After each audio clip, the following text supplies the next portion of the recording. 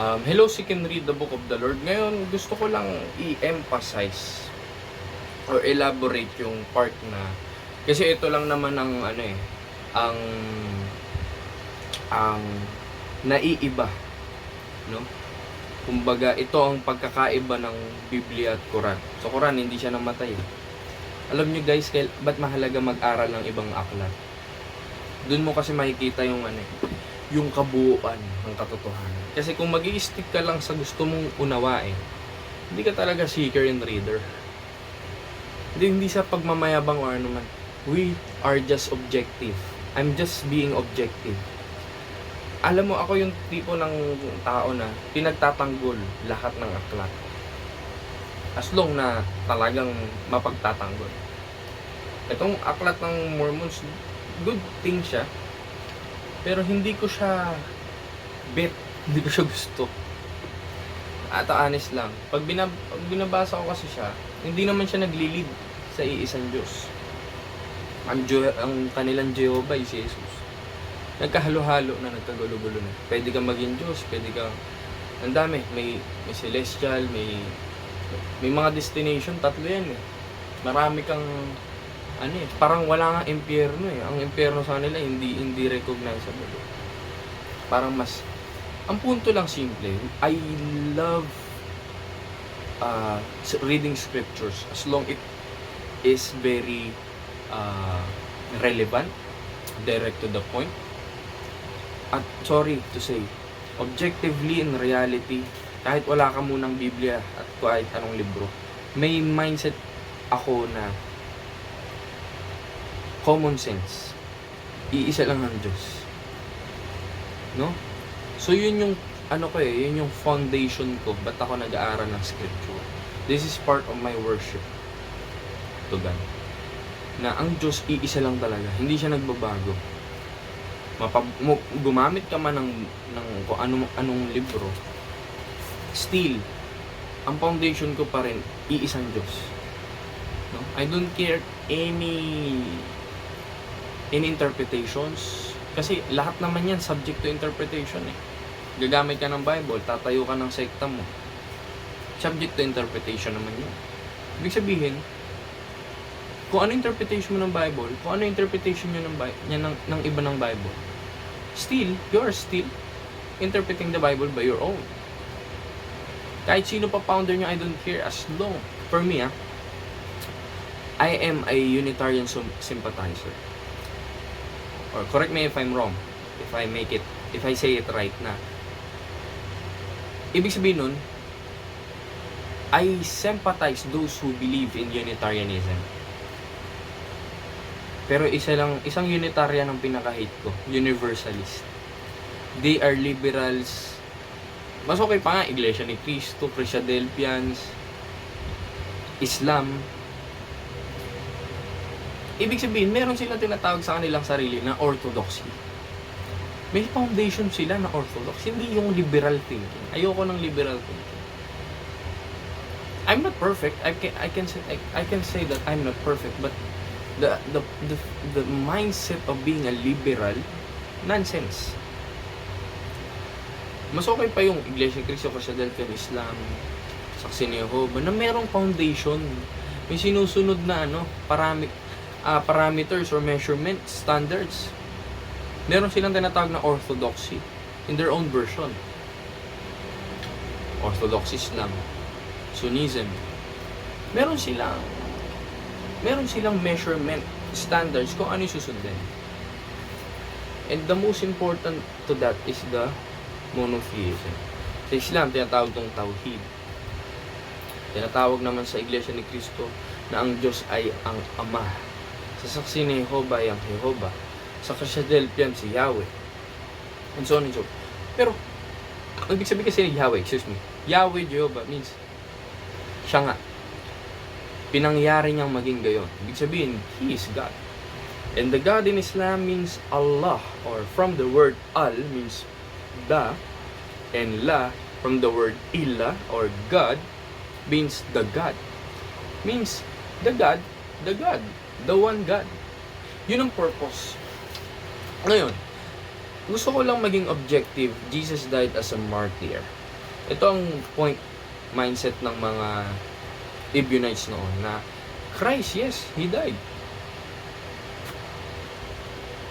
Sa Quran, hindi siya namatay, by the way. He was saved by God. And they use the Bible to prove that. In Hebrews 5:7, that God raised Jesus to the heaven. And ibig sabihin, hindi namatay si Kristo until now. Pagbalik dito ni Kristo, tatalunin niya ang Dajjal, or sa kanila, ang Antichrist, yun yung Dajjal. And that is the time, magkakapamilya pa daw si Kristo dito, ayon sa mga hadith. Mamamatay siya, at syempre, subject din sila si Kristo sa Day of Judgment, etc. etc. But in fairness, sa mga Sunni and Muslims, the Orthodox Muslims, they believe in Shafa'ah. They believe in intercession, not in prayers. Hindi sila naniniwala sa pagdarasal na may sasabihin ka pang ibang pangalan. As a contrast, or as opposed to Shia, I'm just talking about the Sunni, which is the major sect of Islam, or the Orthodox of Islam. So, ang Shafa'ah is a belief, or it is a, Shafa'ah means intercession. Muhammad will intersect. Actually, hindi lang siya. Pati yung mga taong martir, yung mga taong namatay sa pangalan ng Allah, pangalan ng Diyos. Marami pang iba. Yun yung mga taong karapat-dapat mag-intersect sa kanilang mga magulang, sa kanilang kamag-anak na I don't want to misconceptualize the Shafa'ah or the intercession or the intercession doctrine in Islam. But ang naintindihan ko lang doon, yun, para lang yun sa mga taong sobrang Muslim sila or believer sila, monotheist sila, pero they have fallen from those standards of God. Hindi sila nakasunod, hindi sila nakapagtawba, yung tinatawag nilang repentance, no? Hindi sila nakahingi ng tawad. Pero they have said in their mouth, la ilaha illallah, which is there's no God except Allah. Minsan kasi, stereotype, medyo racist or medyo discriminative din kasi tayo mga Christians. Pagdating sa mga, ay, language niyan, Arabic, Muslim yan kasi Arabic magsalita. Hindi. Totoo sin, may Arabic Bible. Ang pangalan ng Diyos doon, Allah. Gusto ko kasing maging unbiased as much as possible. Kaya ako sinasabi ito. Pero, about this, Jesus died as a martyr. Ebionites thinking, namatay siya si Kristo as a martyr. But He didn't die just for the sake of you, according to Ebionites. The first century Unitarian Christians. They are Jews. They are following the Mosaic law, the Jewish law. Ayaw nila kay Pablo. Ako naman, hindi ko masabi na ayaw kay Pablo agad. But as long that Paul was a Unitarian, I sympathize him. I respect him. Hindi ko siya binabastos. Hindi ko nung Kristiyano ako, di ba? Hindi ko binabastos si Propeta Muhammad. Peace be upon him. Hindi ko binabastos si Joseph Smith. Hindi ko binabastos sila Ellen G. White. I respect all those who have devoted their life to the scriptures. Pero kailangan natin maging objective. Sabihin na natin, granting but not concede. But we need to study. That's why this channel exists. Seek and read the book of the Lord. But what kind of books? Ito, 66. Sino ba nag-canonize?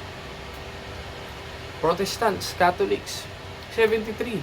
Meron pang Ethiopian. Meron pang Samaritan.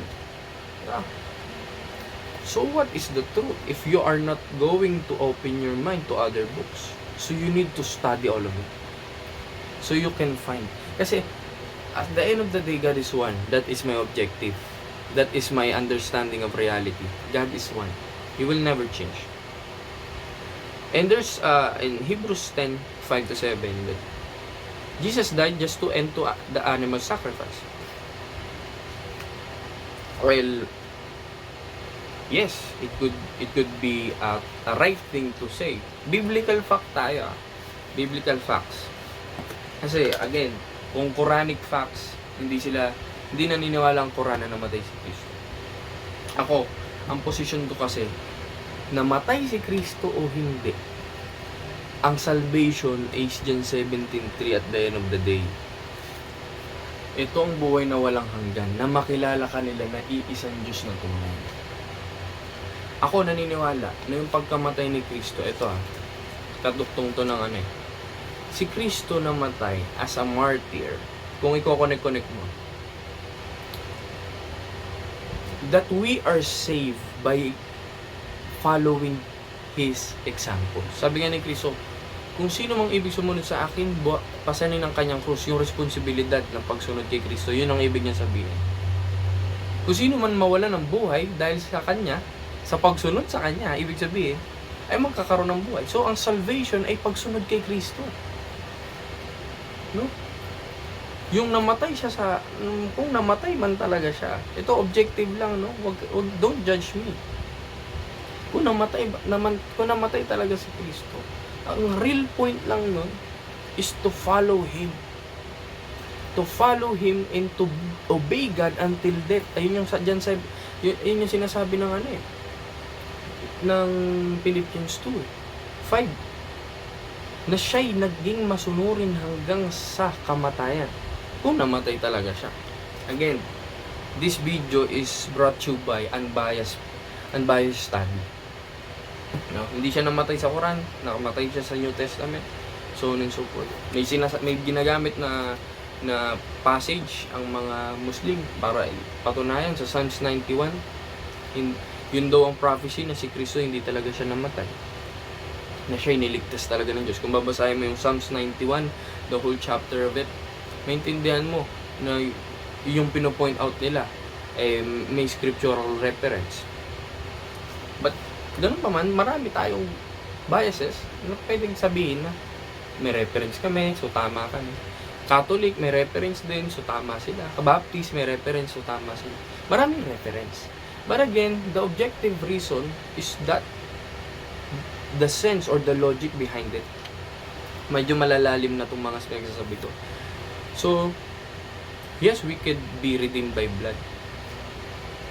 But 10:26, 9:22 of the book of Hebrews, pag walang dugo, walang kapatawaran ng mga kasalanan. Pag sinadya mo kasalanan mo, wala nang haing natitira pa patungkol sa kasalanan. No? 1 John 5:16, may kasalanang ikamamatay, may kasalanang hindi kamamatay. So on and so forth. Maraming bagay na kailangan mo i-consider. Pero isa lang ang dapat nating maintindihan. At ngayon, ano yung isa na yon? Yung pinaka logic or pinaka punot dulo na what if namatay talaga si Jesus Christ? If Jesus Christ really died, He had died as a martyr. And we are saved by faithful obedience until death, like Jesus Christ did. No? Kasi, sa Psalms 32:4-5, ang Diyos naman nagpapatawad. He freely forgives. And in Ezekiel 18:18-20, ang kasalanan ng isa ay ikamamatay niya. So, it's if your own fault, you're the one who is accountable. So, kasalanan mo, kabutihan mo. Ganun yun. At sabi sa Matthew 16:24-25, pag sumunod ka sa mga utos ni Kristo, mga turo niya na pawang utos ng Diyos na ibinigay sa Kanya, at susundin mo yun, siyempre, sinusunod mo ang Diyos. Kumbaga, God can freely forgive and we are accountable to our own sin and we need to follow Christ's teachings because that is God's teachings given to Christ, which is He has a authority to give us a teachings, examples. If we follow Christ until death, like on how Christ followed God until death. So, Yun yung ikaliligtas natin, yung gayahin natin si Kristo. Na siya'y namatay hanggang sa huling yugto ng kanyang buhay. O kung hindi man siya namatay, na according sa Quran, papasok pa rin naman yung Psalms 32:4-5 na God freely forgives. Ezekiel 18:18-20 na ang kasalanan mo ay ikalalagot mo. Kumbaga, you are responsible of your own mistakes and your own righteousness. Siyempre, mapupunta ka sa kamatayan kung ikaw ay gumawa ng masama. Mapupunta ka sa buhay kung ikaw ay gumawa ng mabuti. Ganun lang ka-basic. At sa Matthew 16:24-25, ay ganun din, responsible. You are carrying your own responsibilities. No? And you need to follow Christ. So, malalim tong point na to eh. So, ang gusto ko lang sabihin dito, na what if the Bible is right, and what if the Quran is right, doesn't matter as long that it led to the one and only true God. Na hindi nakokompromiso yung kaisahan ng Diyos. No? Na, yun, ito, ina-update ko yung belief ko na i-rephrase ko ulit. Jesus died as a martyr. No? Sorry, tinanggal ko yung yung animal sacrifice. Kasi may point din talaga siya yung Quran. Kasi sa Bible lang naman ang may premise na bayad sala ang isang sacrifice. Animal sacrifice man yan, or sa bagong tipan is sacrifice of Jesus Christ as the Lamb of God. Pero may point kasi na sa Quran kasi ang sacrifice is not a bayad sala. Parang naano siya naging evolve na lang yung sense na bayad sala or pay, ransom ang sacrifice. Dahil ang katunayan, ang sacrifice po is a form of worship. Kasi nung panahon nila Abel at Cain, ginawa nila yon. Nag-sacrifice sila sa Diyos, not as a ransom, but as an act of worship. Diba? Yun yung simple logic na nakita ko. Kaya sa Islam, may Eid al-Adha sila na tinatawag, yung pagsasacrifice ni Abraham kay Ishmael, imbis na si Isaac. Sa Islamic tradition, it was Ishmael and not Isaac, but in Judaism and Christianity, it was Isaac. But doesn't matter. The point is, God tests the faith of Abraham. Na act of worship yung ginawa ni Abraham. It's not a ransom for his sin. Abraham is not a sinner. But merong pinalit na hayop imbis na si Ishmael or yung Isaac, kung doesn't matter, may binigay ang Diyos na hayop para yun ang ialay ni Abraham. But again, it's an act of worship. Nakalaunan, naging kaisipan na siguro ng tao na sa Leviticus na-evolve yung unawa na bayad sala. Kasi it's a form of worship. So it is a form of saying sorry to God to the form of sacrifice of animals. Yun yung malalim na na wisdom doon. Pero sa Islam, sa Quran, mayroong sacrifice when it comes to the Hajj pilgrimage. Magsasacrifice ka ng isang hayop and so on and so forth. Hindi ako masyadong maalam sa mga to, pero kinukuha ko yung logic na ang ibig sabihin ng sacrifice sa Islam is a form of worship. So parang ang point kasi ng Islam is binabalik sa original form kung ano ba talaga. Dito, there's no forgiveness without blood. But here, there is an original forgiveness of God. Dito, may original sin. Dito, may original forgiveness of God. No? Na ang Diyos ay magpapatawad. No?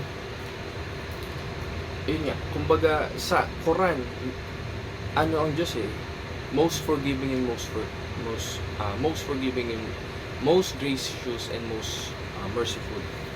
Forgiving and merciful ang Diyos sa Quran. Yan, most gracious, most merciful. Bismillahirrahmanirrahim.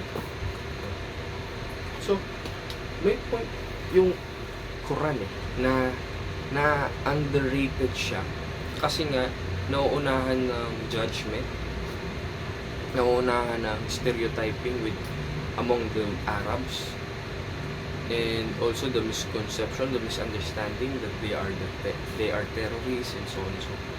But if you're going to study their scripture, para ka lang nagbabasa ng Old Testament na medyo magaan, no? Sa Old Testament, sa Deuteronomy 13:6-10, no? Ang mag-isip ka lang o magsalita ka lang sa pangalan ng ibang Diyos, dapat ka nang itakwil at ka nang patayin hanggang mamatay. Dapat ka nang batuhin hanggang mamatay. Leviticus 24 verse 16, Deuteronomy 18:18-21. So, yung blasphemy and so on and so forth, death penalty agad sa Old Testament, sa panahon ni Moses. So, ito, binabalik niyo yung strict monotheism. Yun yung nakikita ko sa kanya. So, sa Quran, para ka agad sinampal ng direct to the point. Yun yung nakikita ko dito. I'm not biased. I'm not a representative of any Islamic. I'm not an Islamic scholar or teacher. I'm just a seeker and reader of the book of the Lord. Tinatawag din nilang Lord ang Diyos nila. Sa Arabic ay Rab. Mababaw na term nga lang ang Lord dun eh. Pero ang ibig sabihin ng Rab, kumbaga, siya'y Panginoon, nagmamay-ari ng buhay mo. Parang gano'n. Pero gano'n pa man, gusto ko lang maintindihan nyo na yung buhay ni Kristo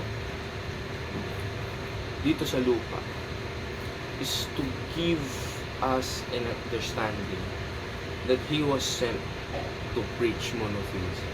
Hindi talaga nagbabago.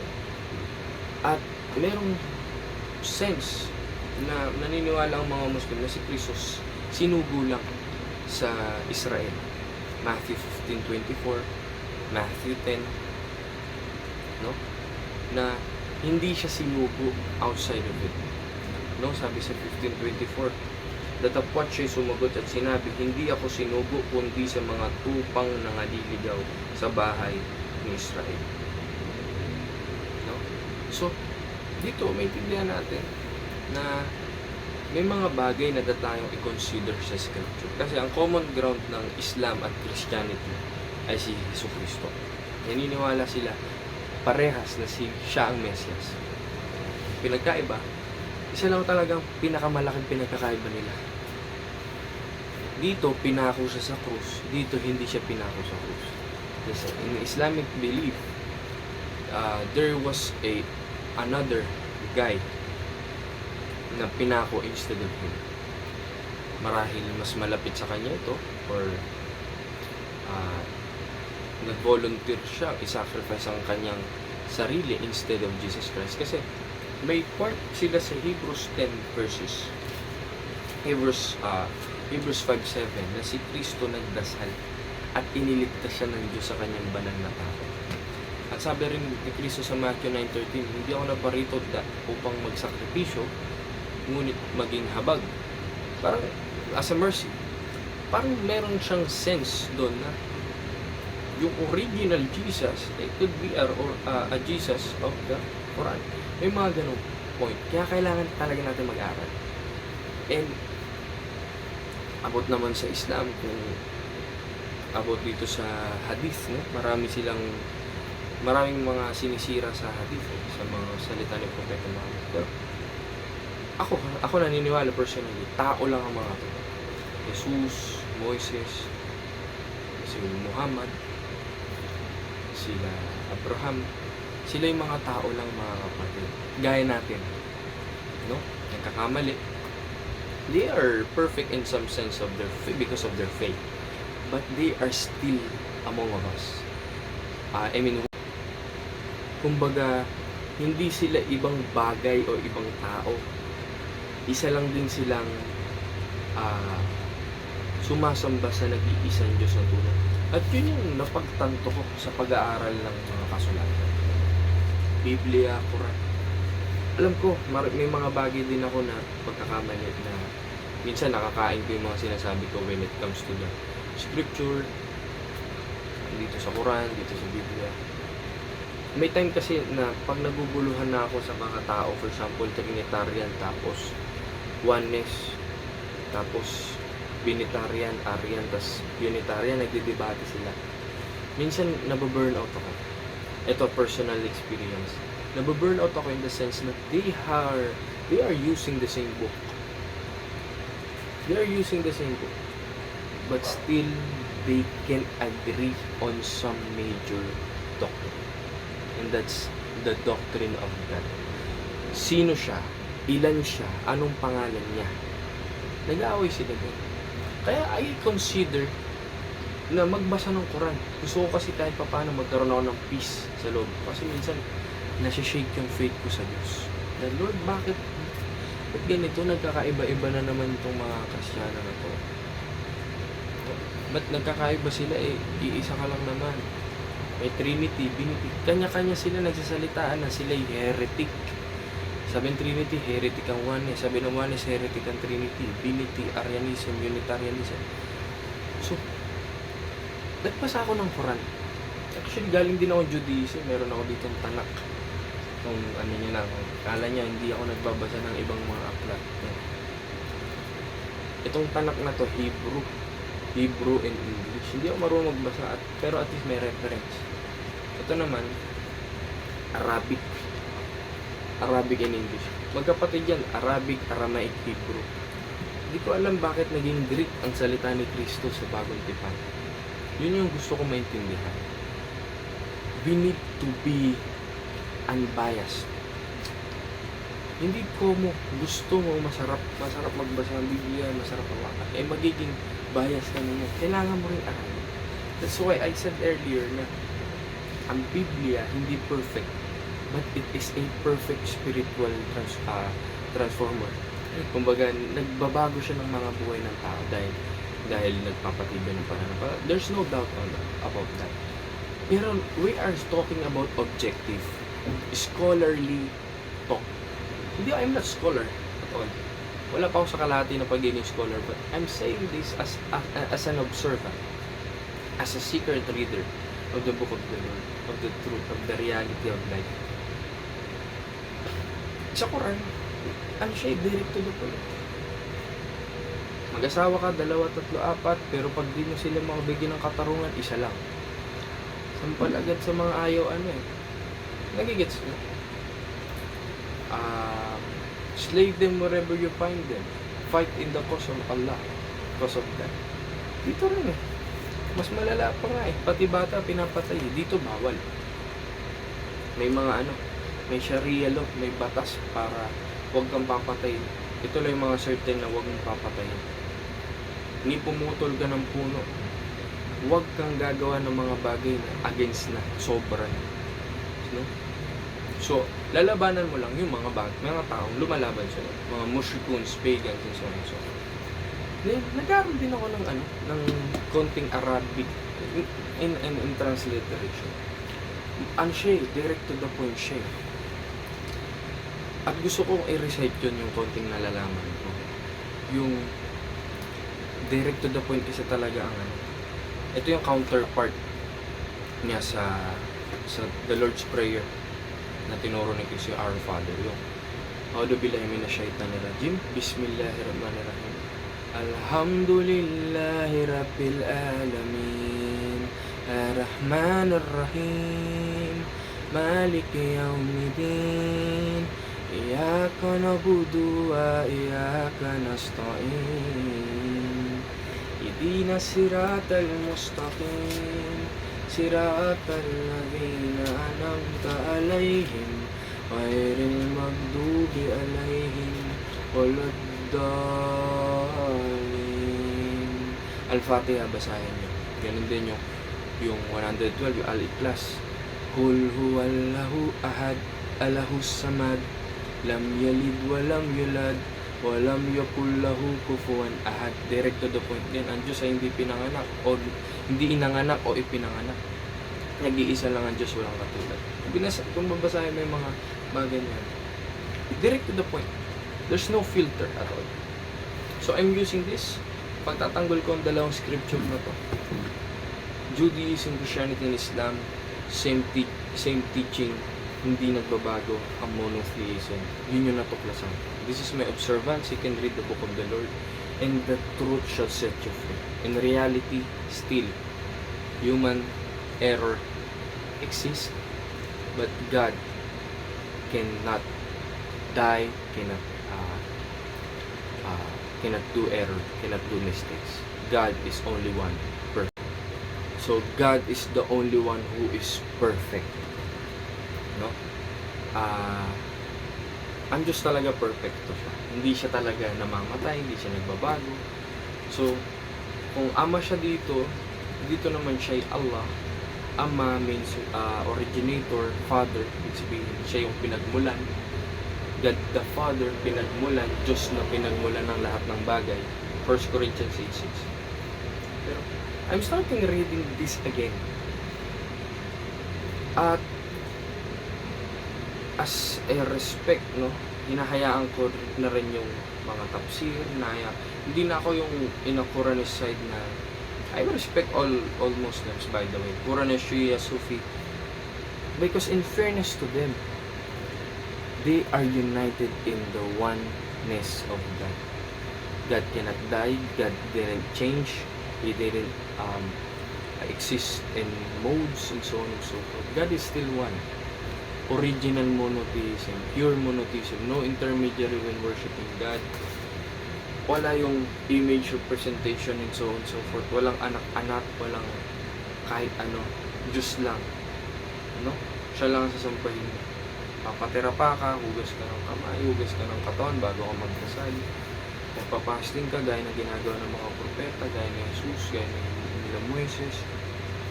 No? Pagbibigay ng sa Islam, zakat, or alms giving, or donation, zadaqah, sa mga taong may nangangailangan. Tapos magkakaroon ka ng reward. Ang salvation kasi sa Islam is reward. No? Reward. At ang pundasyon nun ay yung magko-confess ka na there's no God except Him, except Al-Ilah, Al-God, Allah. Sabihin, walang ibang Diyos maliban sa Kanya. At sumasampalataya ka sa propetang huli niyang sinugo. Ingay, si Propeta Muhammad. No? At siya daw ang sealed of the prophet. Na ang purpose ng Quran is to clarify things that exist here. Kung nagugulong ka na dito, magbasa ka daw nito kasi clear siya. Clarification, explanation. No? Kaya siya na-preserve kasi it is a recitation. No? Hindi gaya ng law and that's good news. Ito recitation. Nire-recite niya kung ano yung original na tinuturo ng mga propeta. I'm not saying that I'm a pro-Muslim or I'm a pro-Christian, pro-Jew. No. I'm just a one God believer. A pure monotheist.